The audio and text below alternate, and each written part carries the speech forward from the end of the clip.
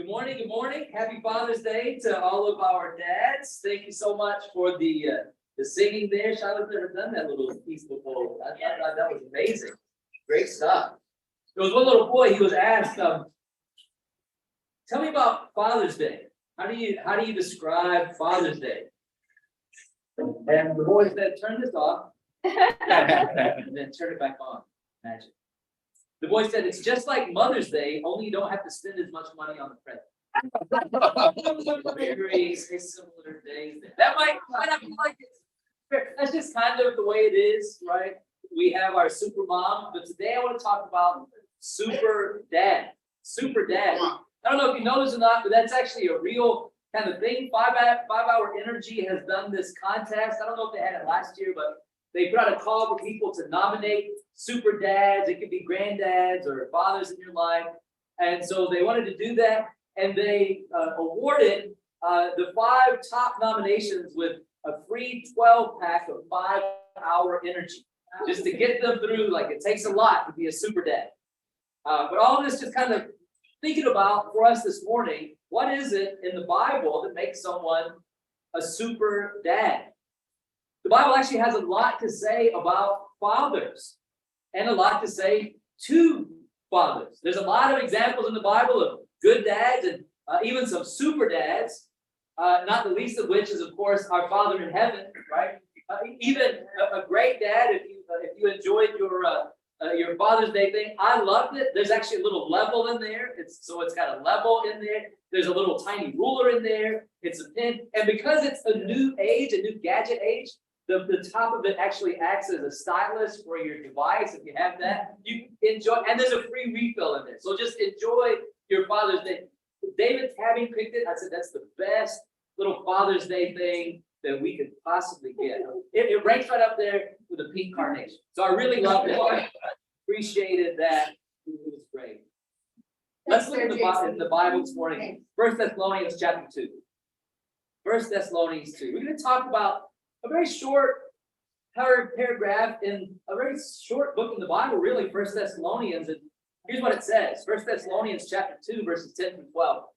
It says, you are witnesses, and so is God, of how holy, righteous, and blameless we were among you who believe. This is a pretty confident man, Paul here, and how he lived with the Thessalonians. For you know that we dealt with each of you as a father deals with his own children, encouraging, comforting, and urging you to live lives worthy of God who calls you into his kingdom and glory. Paul is writing here just as a spiritual father to the church that he helped plant in the city of Thessalonica. And he's reminding them of how he lived among them and also the relationship that they had while he was there. He treated them as a father treats his own children. Now, for some of us, that might bring up some hard times. But Paul is talking about the ideal father. And Paul is drawing on the example of God as Abba and Father. And so in this brief little passage here, Paul highlights 3 characteristics of super dads everywhere. So I'm not a really big one on how to, but this is more character to be a super dad.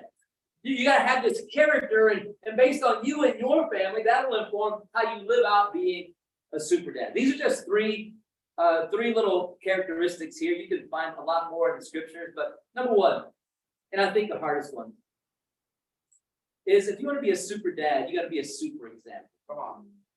You got to be a super example. Anybody can put on the cape, but not everyone can be Superman, right? Yeah. Super dads have to be super examples for their kids. Paul says at the beginning in verse 10, you are witnesses. So you saw me.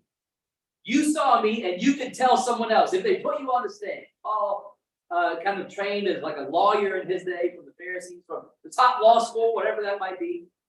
He says, you are witnesses, and so is God. So even God knows how we live. We feel confident enough about how we live that we even call on God to be a witness for us of how holy, righteous, and blameless we were among you who believe. So Paul is saying here that himself, along with his partners, Silas and Timothy, they were constantly setting a great example in holiness, righteousness, and blamelessness. If you go back to chapter 1, verse 1, it's Paul, Silas, and Timothy. We don't know if Silas and Timothy ever got married and have kids. We know Paul did not. And so Paul is saying, we set the example, Paul, not even a father himself, but he had a father and he knew the Father in heaven. But we set this example by the way we lived our lives. He didn't just tell them how to live, he showed them how to live. It's kind of a big difference, isn't it? Maybe some of you had parents, or specifically a father, who said, do as I say, not as I do. And this really was kind of the example of the religious leaders in Paul's day. Did you ever hear that growing up? Do as I say, not as I do. Amazingly, it doesn't really work that way. It doesn't really work that way. The reality is your kids are watching everything you do, everything you say. They're picking out the genuine. They're gnawing on the hypocritical. And they will follow in your footsteps. I don't know how many of you have gone to what level of college, but I've never seen Parenting 500 or even Parenting 101. You have to get a license to drive a car, but anybody can have kids. And where do they learn how to treat those kids? From their parents. Be very careful when you say, my parents did this, because whose example were they following? Their parents. Most likely. Without some intervention, that parenting inertia just keeps on going, and you do things the way your parents did, and you think that's right. And sometimes we try to stuff that into the Bible and say, my parents did it this way, and so honor me, that's the way I'm going to do it, honor my parents, and so we kind of get things mixed up. We need to actually follow a different example than our parents. Yeah. Take the good. Some of our parents did some great things, and our parents made some mistakes. I always tell Shyla and my kids, I'm going to make mistakes. I just want to make different mistakes my parents made. We're all going to make mistakes. Come on, JC. But our kids are going to follow our example. Yeah. Come on. You know, children who grow up in abusive homes, verbally, physically, psychologically, are 10 times more likely to abuse their own kids. They learned it somewhere. My experience is that a lot of times those who aren't abusive often become very permissive because they're afraid they're going to be like their mom and dad. A lot of people are afraid of becoming parents because of their own parents. Yeah. They know that's what they've learned. On the other hand, children who grow up with a loving, compassionate father learn to be loving and compassionate themselves. Fathers, as it turns out, are very important to family. God bless the single moms. Yeah. That was not God's plan. Exactly. Come on now, JC. So fathers, we need to be the kind of man that we want our children to be.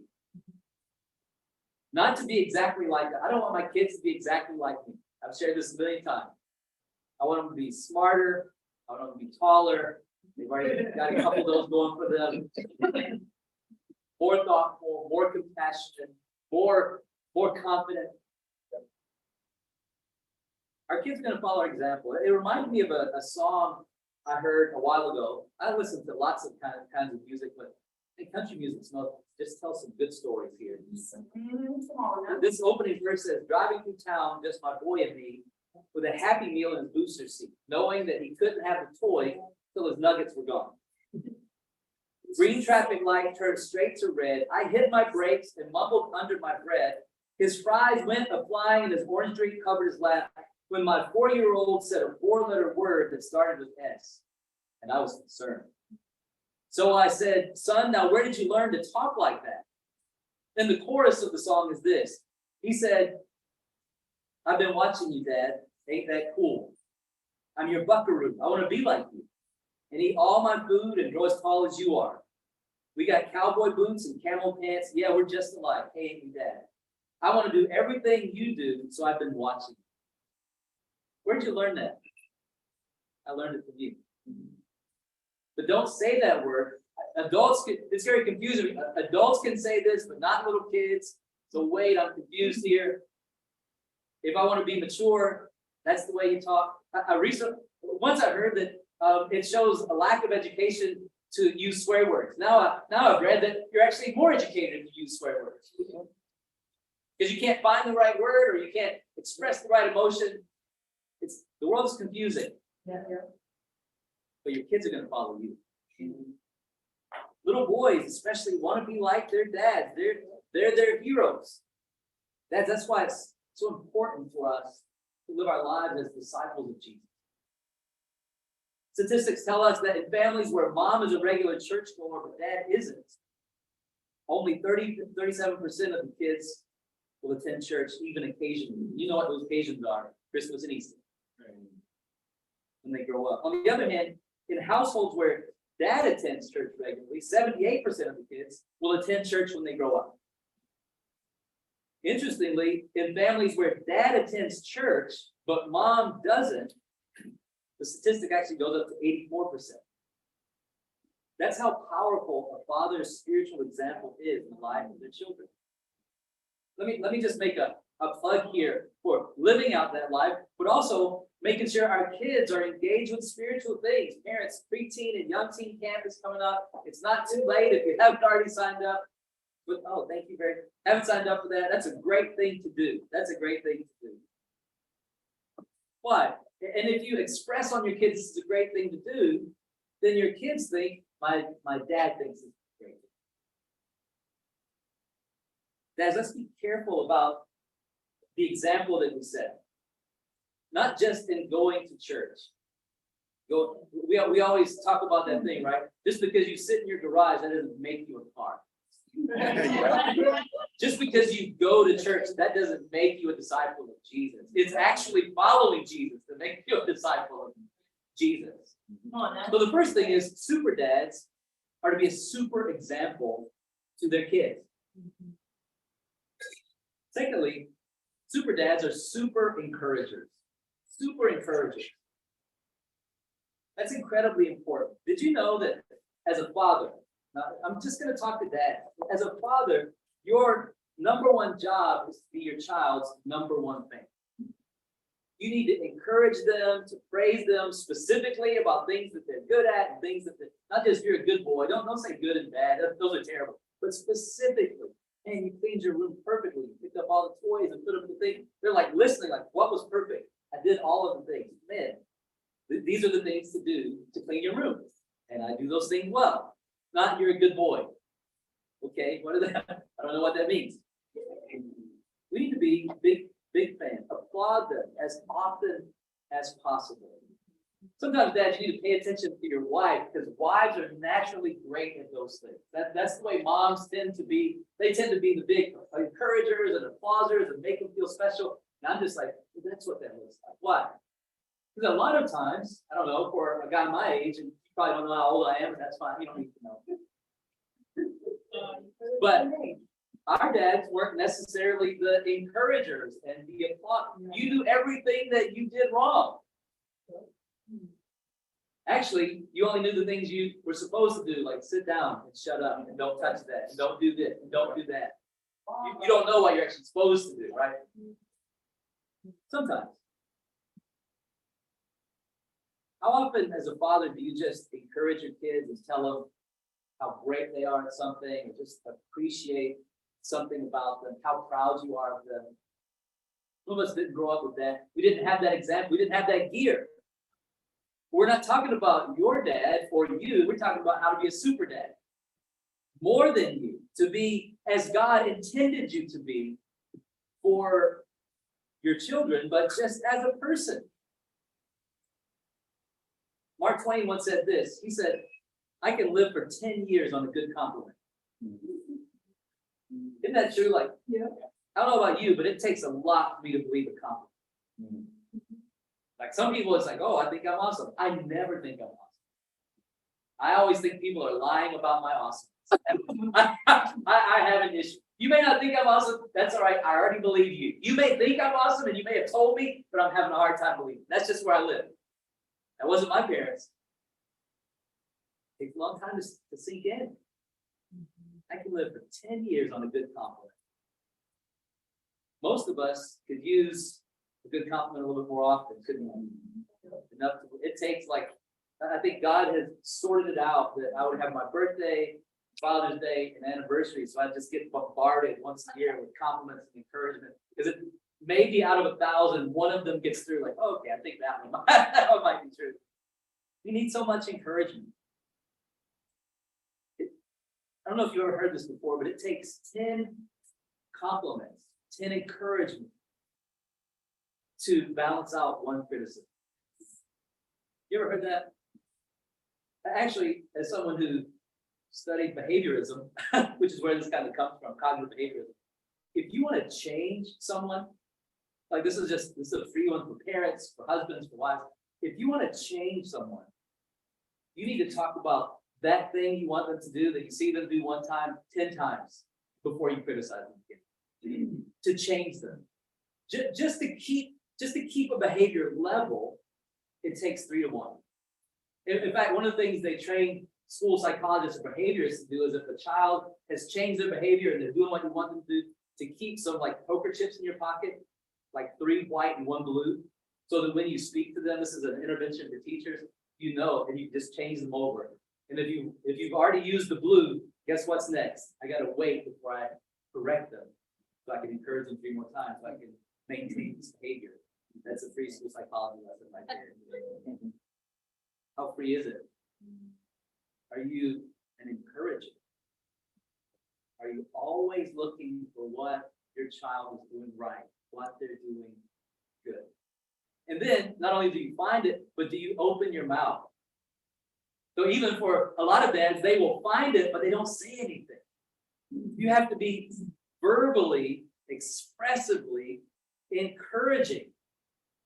I don't know if you remember this from when you were a child, but children are constantly criticized.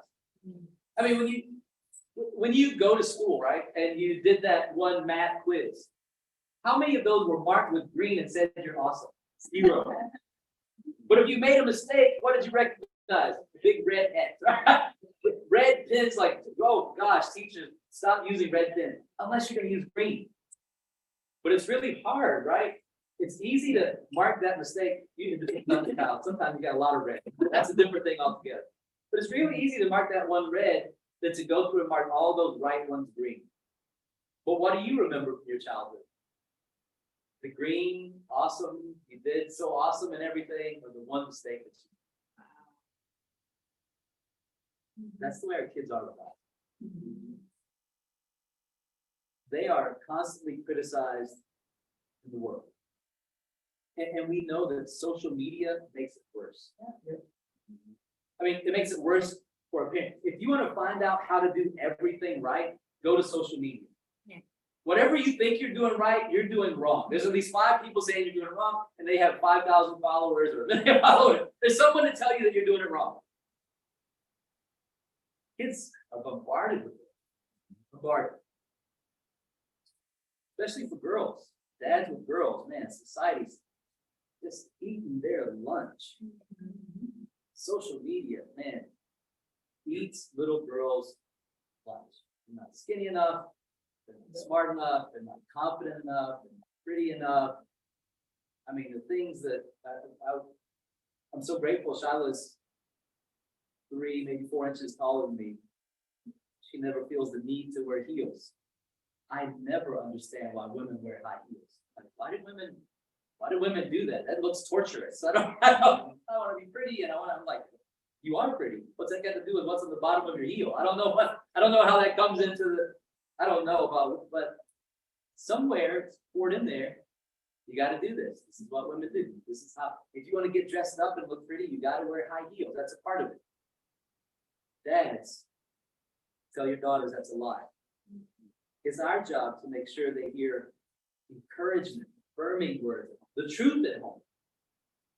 That's why God urges all believers to encourage one another and build each other up later on in 1 Thessalonians chapter 5. Encourage one another. Encourage one another. I don't know if you've ever seen this guy. This is one of my favorite examples of a dad. I don't know if you've ever seen him, or if I talk about it here, if you remember. This guy's name is Dick Hoyt. Dick Hoyt, he knows all about encouraging his kids. Him and his wife gave birth to their son whose name is Rick there in the wheelchair. And Rick was told that he would never walk. He had cerebral palsy. So mentally, cognitively, completely fine. Physically, confined to a wheelchair, never walk. Totally never walk. And so in the spring of 1977, Rick told his father that he wanted to run he wanted to participate in a 5-mile benefit for this lacrosse player who had been paralyzed. But rather than tell his son, you're, great heart, but you can't do that. That's not something you can do. Instead of telling him that and focusing on his limitation, Dick agreed to push Rick in his wheelchair, and they finished all 5 miles, coming in next to last. That night, Rick was so excited about what him and his dad had done. He said, Dad, when I'm running, it feels like I'm not handicapped. So what Dick did was they went and they ran over 1,000 races over Dick's lifetime as a son. They added to their list of races marathons and triathlons. So he would hook on the wheelchair to a bicycle. He would put his son in a boat and swim with his son there. It's a great story on YouTube. Dick and Rick biked and ran across the U.S. in 1990. They biked and ran all across the country, completing 3,735 miles in 45 days. Rick's philosophy as a father is not to focus on what his son can't do, but on what he can do. We have a lot of influences on our kids, telling them what they can't do. What can your kids do? We need to remind them. And if you have multiple kids, finding what's special in what each one of them. All of them are going to be different. They're all going to make different decisions in life. What we sometimes think our job as parents and fathers to do is to make them like us. That's a lie. We need to help them to become what God meant for them to be. And that's a different road for all of our children. And so it calls us as fathers and as parents to be different with all of our children. We can be in many ways the same, but we got to be different. We have to love all of our children the way they need to be loved. The way they need to be loved.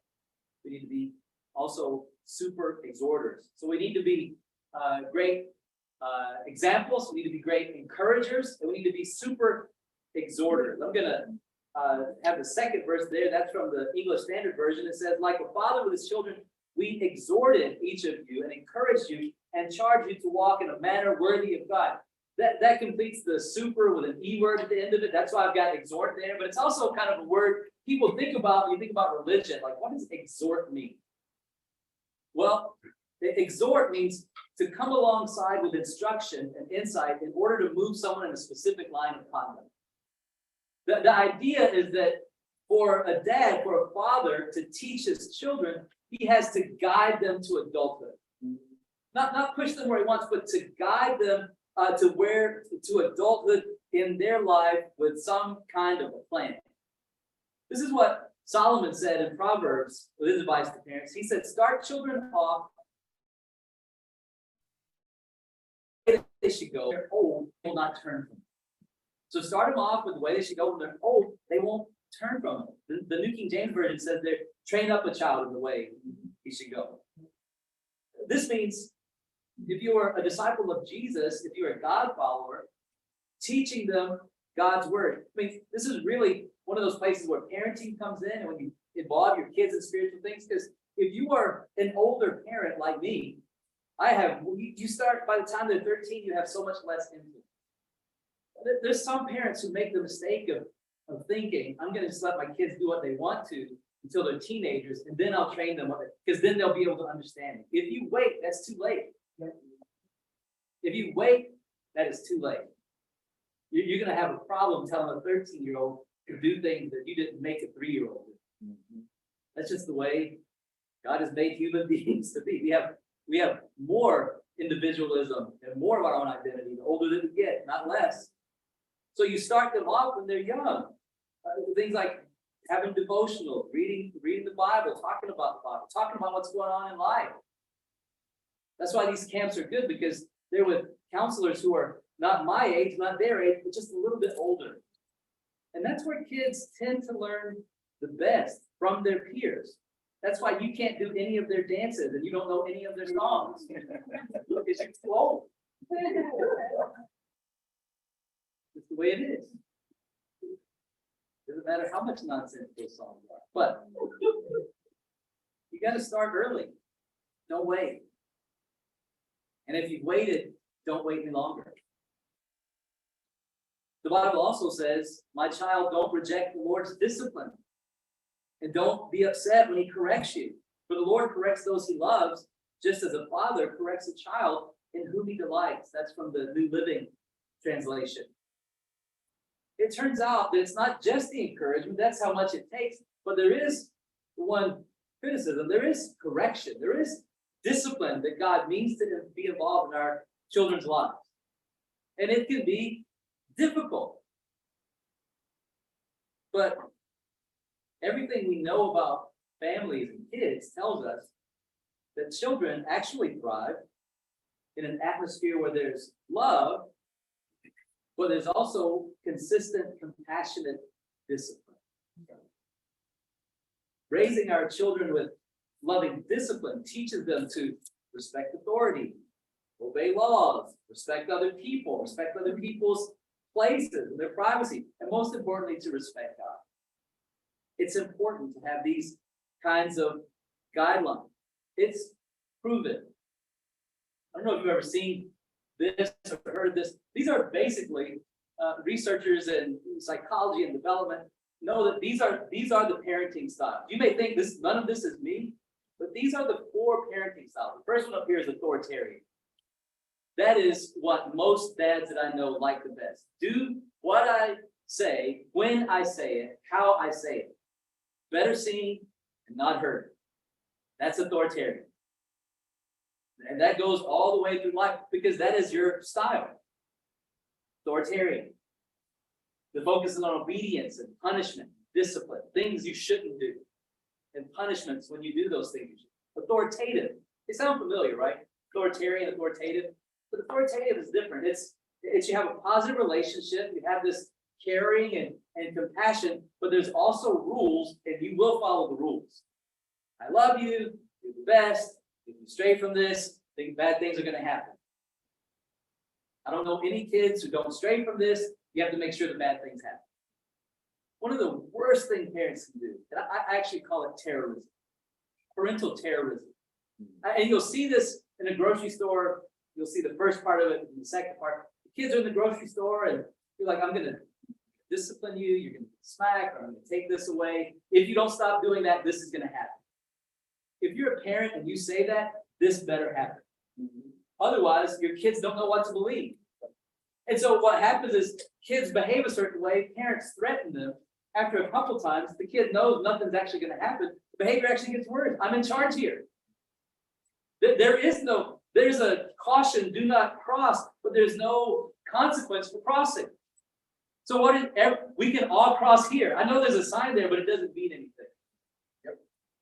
That's terrible. That's terrible. That sets kids up for failure. Yeah, there's rules and society has things, but we can actually do whatever we want to do. Because there's no consequence. That actually is permissive. You're threatening your kids, so you feel like I'm being tough, but you're doing nothing. You're actually being permissive. You don't enforce the rules.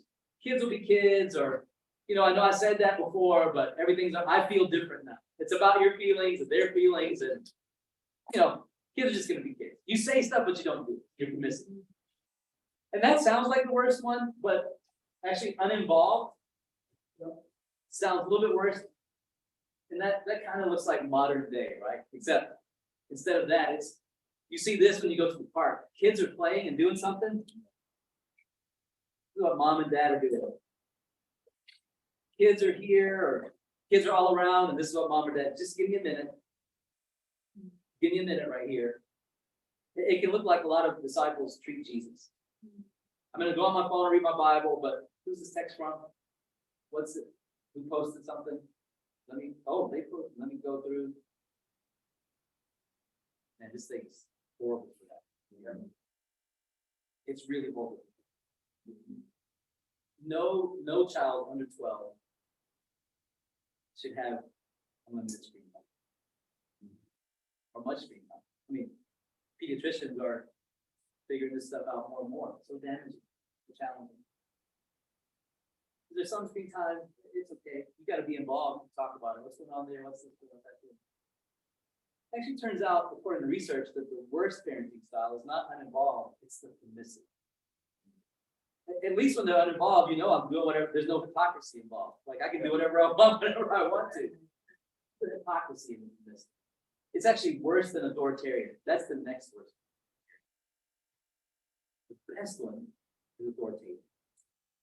You love your kids, there's consequences. I follow through with the consequences. What does the Bible say? There it says in Thessalonians, we exhorted you and encouraged you and charged you to walk in a manner worthy of God. We didn't say whatever you want to do is fine. We love you no matter what. Hey, you're doing this. I don't agree with that. The best thing is going to be for you to do this. Okay? But whatever you do, I want you to know I love you. Best thing. Have you thought about trying this? To think about walk in a manner worthy of God. That's what Paul says here. Exhorting our kids is definitely not about discipline, not about spankings. It's about taking advantage of being involved in your children's lives. Like talking to your daughter about life and death and what happens after we die, because that fish you gave her for her birthday only lasted 2 weeks and now it's belly up in the aquarium. Right? Sometimes that happens. By the way, that's why it's always best to start off with cold-blooded pets. You get the more like us they get, the harder it is when things die. So you want to start kids off with small little hardships that you can teach them. Or when you explain to your sons the value of putting others before yourself while you're standing in the hot sun in August, serving with We Rise Above the Streets, and thinking about these people and they have lives and we want to serve them. They have integrity. You're going to go home and you're going to sit there. And I'm going to grill some ribs and it's going to be awesome. I love that thing. Not everybody has it. So we take time to give to others. So fathers, encourage, be an example and exhort our kids. Be involved in their lives and train them up in the way they should go. I'm sure that there's a lot of other characteristics you can find in the scriptures about being a great dad, being a super dad, but I think these three are pretty important. If we want to be superheroes to our kids, be super examples, super encouragers, and super exhorters. I know that there's some super dads here, and if you're like me, you're someone who wants to learn more and more about being a better dad, because at every day, every stage of your children's lives, learning to be a super dad is different. But for those who are here, thank you for being here.